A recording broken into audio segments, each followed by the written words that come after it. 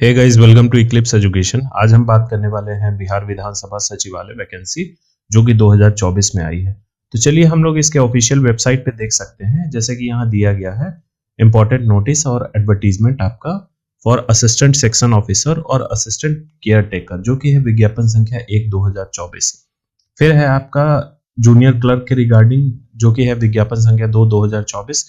फिर है reporter, personal assistant और स्टेनोग्राफर, जिसे असुलिपिक भी बोला जाता है, वो है विज्ञापन संख्या 3/2024 के अंतर्गत। और विज्ञापन संख्या 4/2024 के अंतर्गत है लाइब्रेरी अटेंडेंट और बहुत सारे पोस्ट का। तो चलिए एक एक करके इस एडवर्टीजमेंट को हम लोग क्लिक करके देखते हैं। तो इस वीडियो में हम लोग क्या जानेंगे, पहले मैं बता देता हूँ, क्योंकि एक एक पॉइंट को अगर मैं नोटिस पर डिस्कस करूंगा तो ये वीडियो बहुत लंबा हो जाएगा। ये नोटिस मैं डिस्क्रिप्शन में अटैच कर दूंगा, वहां से आप लोग डाउनलोड करके देख सकते हैं इसका पीडीएफ। तो इसमें हम लोग क्या डिस्कस करेंगे, एडवर्टीजमेंट वाइज पोस्ट। जैसे कि आपका 4 एडवर्टीजमेंट है, 1/2024, 2/2024, 3/2024 और 4/2024। इसमें विभिन्न पोस्ट हैं। तो ये सहायक और एलडीसी का जो पोस्ट है ये पिछली बार, और रिपोर्टर का भी जो पोस्ट है ये पिछली बार 2018 में आया था, और ये इस बार अब 2024 में बहुत सारे पोस्ट आए हैं। तो चलिए हम लोग एडवर्टीजमेंट में देखेंगे। फिर हर एडवर्टीजमेंट में हम लोग देखेंगे कि कितने नंबर ऑफ पोस्ट हैं, उसके पे स्केल क्या, वेतनमान स्तर है, एजुकेशनल क्वालिफिकेशन, कौन लोग इसको अप्लाई कर सकते हैं, परीक्षा की पद्धति क्या होगी, PT, mains, word processing test, typing होगा इसमें या नहीं होगा, ये सब कुछ हमें जानने को मिलेगा। इस वीडियो के एंड तक बने रहिएगा। फिर सबसे जरूरी चीज है मेरिट लिस्ट, क्योंकि इसी तरीके का पैटर्न पे कुछ दिन पहले एग्जाम हुआ था बिहार विधान परिषद में, जो कि सहायक, क्लर्क और डीईओ का हुआ था और रिपोर्टर का भी हुआ था। तो उसमें थोड़ा पैटर्न डिफरेंट था। इसमें हम लोग देखेंगे मेरिट लिस्ट किस आधार पे बनाया जाएगा, एग्जामिनेशन फी क्या होगा, सबसे जरूरी चीज, और फॉर्म अप्लाई डेट, कब से हम लोग इस फॉर्म को अप्लाई कर सकते हैं। तो चलिए अब हम लोग ज्यादा लेट ना करते हुए डायरेक्ट एडवर्टीजमेंट पे आते हैं। तो जैसा कि आप देख सकते हैं, बिहार विधानसभा सचिवालय का यह नोटिस है, जो कि विज्ञापन संख्या 1/2024। इसमें 1/2024 के अंतर्गत 2 पोस्ट हैं, सहायक प्रशाखा पदाधिकारी और सहायक अवधायक। सहायक प्रशाखा पदाधिकारी क्या होता है, असिस्टेंट सेक्शन ऑफिसर। ये नाम से आप कंफ्यूज मत होइएगा, ये असिस्टेंट की पोस्ट है, लेकिन ये विधानसभा अगर ये रिक्रूट कर रही है तो पिछली बार तो इन्होंने सहायक नाम से एडवर्टीजमेंट निकाला था, लेकिन इस बार ये सहायक प्रशाखा पदाधिकारी। और इसके वेतन स्तर जो है आप यहाँ देख सकते हैं, सहायक प्रशाखा पदाधिकारी का वेतन स्तर लेवल 7 है, असिस्टेंट का भी यही रहता है, और सहायक अवधायक का वेतन स्तर लेवल 4 है। तो यहाँ आप देख सकते हैं पदों की कुल संख्या है 50, और ये जो आपका है 35% वुमेन के लिए रिजर्व सीट है, मतलब 50 में से 17 सीट आपका वुमेन के लिए रिजर्व है। यहाँ आप देख सकते हैं कैटेगरी वाइज क्या क्या सीट है। जैसे अनारक्षित में कोई सीट नहीं है, ईडब्ल्यूएस में 4 सीट है, अनुसूचित जाति में 13 सीट, अनुसूचित जनजाति में 2 सीट, अत्यंत पिछड़ा वर्ग में 20 सीट और पिछड़ा वर्ग में 11 सीट। तो ये सब वैकेंसी है कैटेगरी वाइज, और उस कैटेगरी में वुमेन का रिजर्वेशन। तो यहाँ आप देख सकते हैं टोटल नंबर ऑफ जो सीट है वो 50 है। फिर हम लोग यहाँ देखते हैं सहायक अवधायक में कितने टोटल पोस्ट हैं। इसमें टोटल पोस्ट जो है 4 है। कुछ दिन पहले बिहार विधान परिषद की सहायक अवधायक की पीटी रिजल्ट्स आई है, तो उसमें टोटल जो पोस्ट है वो 1 है, लेकिन बिहार विधानसभा में टोटल नंबर ऑफ पोस्ट 4 है। यहाँ कैटेगरी वाइज आप देख सकते हैं, अनारक्षित में 2 सीट है, अत्यंत पिछड़ा वर्ग में 1 सीट और पिछड़ा वर्ग में 1 सीट, जो कुल मिला के 4 सीट है, और वुमेन के लिए कोई सीट रिजर्व नहीं है। चलिए सबसे इंपॉर्टेंट चीज है शैक्षणिक योग्यता, कौन लोग इसे अप्लाई कर सकते हैं। तो चलिए हम लोग इसको पढ़ लेते हैं। उपयुक्त पदों के लिए आवेदन ऑनलाइन भरने की अंतिम तिथि तक अभ्यर्थियों को राज्य सरकार या केंद्र सरकार द्वारा मान्यता प्राप्त विश्वविद्यालय से स्नातक या समकक्ष की उपाधि होनी चाहिए। मतलब कि जब आप फॉर्म अप्लाई कर रहे हैं उस डेट तक आपको ग्रेजुएट या फिर उसके equivalent BTech, BSc, BSc IT, ये सब जो भी हो गया, टेक्निकल या फिर नॉन टेक्निकल, आपका कंप्लीट होना चाहिए डिग्री। अपियरिंग लोग अप्लाई नहीं कर सकते हैं। चलिए ये तो क्लियर हो गया। उसके अलावा और कोई कंप्यूटर की डिग्री वगैरह इसमें नहीं मांगी गई है। यहाँ एक ये नोट पॉइंट है, इसे हम लोग देख लेते हैं। यहाँ क्या दिया गया है, वांछित शैक्षणिक योग्यता रखने वाले आवेदक एक से अधिक पदों के लिए अभ्यर्थी हो सकते हैं। मतलब कि जब हम लोग फॉर्म अप्लाई करेंगे तो उसमें कुछ योग्यता, शैक्षणिक योग्यता उसमें दिखाया जाएगा। अगर आप वो शैक्षणिक योग्यता रखते हैं तो उसमें आपको टिक लगाना होगा, और यहाँ दिया गया है इसके लिए उन्हें पदवार अलग अलग ऑनलाइन आवेदन देने की आवश्यकता नहीं है। मतलब कि अगर आप सपोज करिए, यहाँ विज्ञापन संख्या 1/2024 के अंतर्गत 2 पोस्ट है, एक है आपका असिस्टेंट सेक्शन ऑफिसर और दूसरा है सहायक अवधायक। तो अगर आप अप्लाई कर रहे हैं, फॉर्म अप्लाई करते वक्त अगर आपसे पूछा जाता है कि हाँ आप ये शैक्षणिक योग्यता रखते हैं, तो आप दूसरे पोस्ट में बस आपको टिक करना है। जैसे यहाँ दिया गया है, आप टिक कर दीजिएगा तो वो हो जाएगा। आप दोनों पोस्ट के लिए एलिजिबल होइएगा और आपको अलग से कोई फॉर्म भरने की जरूरत नहीं। एक चीज और यहाँ सबसे इंपॉर्टेंट दिया गया है, एक से अधिक पदों पर आवेदन करने के लिए एक ही शुल्क देना होगा। ऐसा नहीं कि अगर आप असिस्टेंट के लिए अप्लाई कर रहे हैं तो 600 रुपया दिया आपने, फिर आप सहायक अविधायक के लिए भी एलिजिबल हैं तो 600 रुपया फिर से लगेगा। ऐसा नहीं है, इस 600 में ही विज्ञापन संख्या 1/2024 के अंतर्गत दोनों पोस्ट के लिए आप एलिजिबल अगर हैं तब 600 रुपये में ही आपका दोनों पोस्ट हो जाएगा। लेकिन अगर आप ये सोचिएगा कि नहीं मैं असिस्टेंट का भी फॉर्म फिलअप करूं, एलडीसी का भी फिलअप करूं, रिपोर्टर का भी, तो उन सब अलग अलग विज्ञापन संख्या के लिए अलग अलग फी लगेगा। तो ये बात आप यहाँ ध्यान दीजिए। तो चलिए अब हम लोग देखते हैं परीक्षा की पद्धति। यहाँ क्लियरली दिया गया है उपयुक्त पदों के लिए 2 चरणों में परीक्षा ली जाएगी। सर्वप्रथम एक प्रारंभिक परीक्षा जो कि पीटी होगा, वास्तुनिष्ठ मल्टीपल चॉइस क्वेश्चन होगा और ओएमआर बेस्ड, यानी ये कंफर्म है कि ये ऑफलाइन मोड में होगा, ऑनलाइन नहीं। और उसमें जो कैंडिडेट सफल होंगे वो फिर मुख्य परीक्षा जो कि वर्णनात्मक होगी। तो मुख्य परीक्षा असिस्टेंट सेक्शन ऑफिसर और सहायक अविधायक का वर्णनात्मक ही होता है, बिहार विधान परिषद में भी हुआ था। तो इसमें हम लोग देख लेते हैं पीटी का जो एग्जाम पैटर्न है वो कैसा होगा। तो यहाँ दिया गया है ये बहुविकल्पीय होंगे, मतलब मल्टीपल चॉइस क्वेश्चन होंगे और उसमें टोटल नंबर ऑफ क्वेश्चन जो होंगे वो 100, ये 400 मार्क्स का होगा। एक क्वेश्चन 4 मार्क्स का होगा और प्रत्येक गलत उत्तर के लिए 1 अंक काटा जाएगा, मतलब 1/4 की निगेटिव होगी। ये पीटी का सिलेबस है। समान अध्ययन, जिसमें टोटल क्वेश्चन जो होंगे 40 क्वेश्चन होंगे समान अध्ययन के, समान विज्ञान एवं समान गणित के 30 प्रश्न होंगे और रीजनिंग का आपका 30 क्वेश्चन होगा। तो ये मिला के टोटल 100 क्वेश्चन हो जाते हैं, ये दोनों में सहायक शाखा पदाधिकारी और सहायक अविधायक के लिए। यहाँ एक चीज हम लोग देख सकते हैं मुख्य परीक्षा के बारे में। यहाँ दिया गया है कि मुख्य परीक्षा के लिए जो कैंडिडेट क्वालिफाई करेंगे, तो जो भी पोस्ट है, जैसे कि आपका असिस्टेंट सेक्शन ऑफिसर हो गया या फिर सहायक अविधायक, तो मैं बात कर रहा हूँ अगर suppose example assistant section officer का, तो उसमें पोस्ट है 50 पोस्ट। तो मेंस के लिए जो कैंडिडेट क्वालिफाई करेंगे वो 500 कैंडिडेट। तो यहाँ दिया गया है लगभग 10 गुना संख्या के बराबर आपका मेंस के लिए क्वालिफाई करेंगे, 500 कैंडिडेट मेंस लिखेंगे। और फिर उसके बाद यहाँ दिया गया है मेंस के लिए अलग से आपका एप्लीकेशन फिल करवाया जाएगा, जिसमें सफल अभ्यर्थियों द्वारा निर्धारित अवधि में परीक्षा शुल्क मुख्य परीक्षा हेतु विहित प्रक्रिया से जमा करना होगा। मतलब कि अगर आप मेंस के लिए क्वालिफाई करते हैं तो फिर से आपको फॉर्म भरना होगा मेंस का और फिर से फी जमा करना होगा। यहाँ साफ उन्होंने मेंशन कर रखा है। अब चलिए हम लोग दूसरे विज्ञापन संख्या जो कि है 2/2024 जो कि है जूनियर क्लर्क के रिगार्डिंग, वो हम लोग देखते हैं। तो यहाँ आप देख सकते हैं बिहार विधानसभा सचिवालय विज्ञापन संख्या 2/2024, ये है कन्या लिपिकी यानी जूनियर क्लर्क। इसका वेतन स्तर जो है लेवल 2 है, 19,900 से 63,200 और प्लस अन्य भत्ते। यहाँ एप्लीकेशन डेट वगैरह कब से फिल किया जाएगा, 29/1/2024 से एप्लीकेशन फिल किया जाएगा और लास्ट डेट है 15 फरवरी 2024।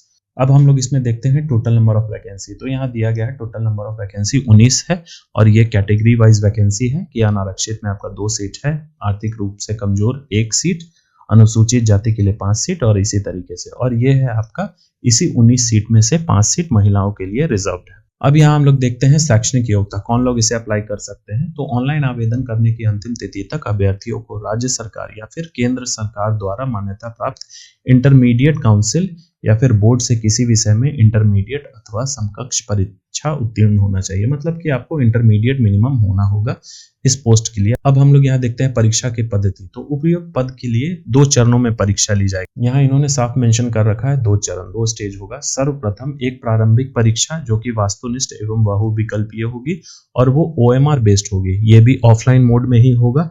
और फिर उसके बाद आधारित होगी जिसमें मैट्रिक स्तर के प्रश्न पूछे जाएंगे। इस परीक्षा में सफल अभ्यर्थियों का हिंदी एवं अंग्रेजी टंकन जांच परीक्षा दिया जाएगा। इसमें MS Office word processing test नहीं, इसमें बस आपका पीटी होगा। पीटी में जो कैंडिडेट क्वालिफाई करेंगे फिर उनका टाइपिंग होगा जो कि हिंदी और इंग्लिश में होगा। तो चलिए हम लोग पहले पीटी में देख लेते हैं इसका क्या पैटर्न होगा। तो इसमें टोटल 100 क्वेश्चंस होंगे, 400 मार्क्स का होगा, हर एक क्वेश्चन 4 मार्क्स का होगा और हर एक गलत आंसर के लिए 1 अंक काटा जाएगा, मतलब 1/4 निगेटिव होगा। और इसके सिलेबस आप देख सकते हैं, समान अध्ययन के 50 प्रश्न होंगे, समान विज्ञान एवं गणित के जो प्रश्न होंगे वो 20 होगी, मतलब 20 प्रश्न होंगे समान विज्ञान एवं गणित का। और फिर रीजनिंग का आपका टोटल 30 क्वेश्चन होगा। अब यहाँ इंपॉर्टेंट नोटिस हम लोग देख लेते हैं। हिंदी एवं अंग्रेजी टंकन जांच परीक्षा 30 वर्ड्स पर मिनट इन्होंने स्पीड मांगा है और उसमें जो है ये 10-10 मिनट का टेस्ट होगा और उसमें 1.5% की गलती जो है वो माफ होगी। तो ये सिंपल है, आपका 10-10 मिनट का टेस्ट होगा, जैसा बिहार विधान परिषद में हुआ था, 10-10 मिनट का टेस्ट होगा और 30 वर्ड्स पर मिनट स्पीड मांगा गया है और 1.5% एरर जो है इसमें छूट है और इसमें कोई एमएस ऑफिस वर्ड प्रोसेसिंग नहीं है। चलिए अब हम लोग देखते हैं मेधा सूची, जो कि मेरिट लिस्ट किस बेसिस पे किया जाएगा। तो मेरिट लिस्ट यहाँ पे आपका टाइपिंग के बेसिस पे ही किया जाएगा। यहाँ आप देख सकते हैं अभ्यर्थियों से टंकन जांच परीक्षा में योग्य पाए गए अभ्यर्थियों की मेधा सूची प्रकाशित की जाएगी। इन्होंने अभी तक ये क्लियर नहीं किया है मेरिट लिस्ट हिंदी टाइपिंग के बेस पे बनेगा या फिर इंग्लिश टाइपिंग पे। तो चलिए ये आगे की नोटिस में हम लोग देखेंगे और ऐसा कुछ अगर होगा तो मैं और क्लियर कर दूंगा वीडियो के माध्यम से। चलिए हम देखते हैं परीक्षा शुल्क।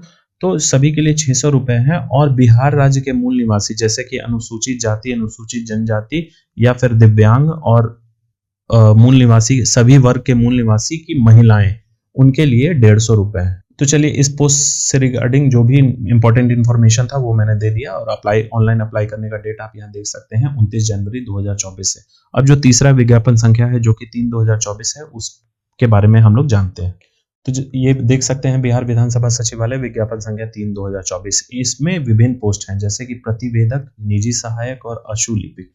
तो प्रतिवेदक का जो वेतन स्तर है वो लेवल 9 है और निजी सहायक का वेतन स्तर लेवल 7 है और अशुलिपिक का वेतन स्तर लेवल 4 है। यहाँ आप देख सकते हैं और ये भी फॉर्म अप्लाई करने का डेट आपका 29 जनवरी से है, लास्ट डेट आपका 15 फरवरी है। तो चलिए अब हम लोग नंबर ऑफ पोस्ट जानते हैं।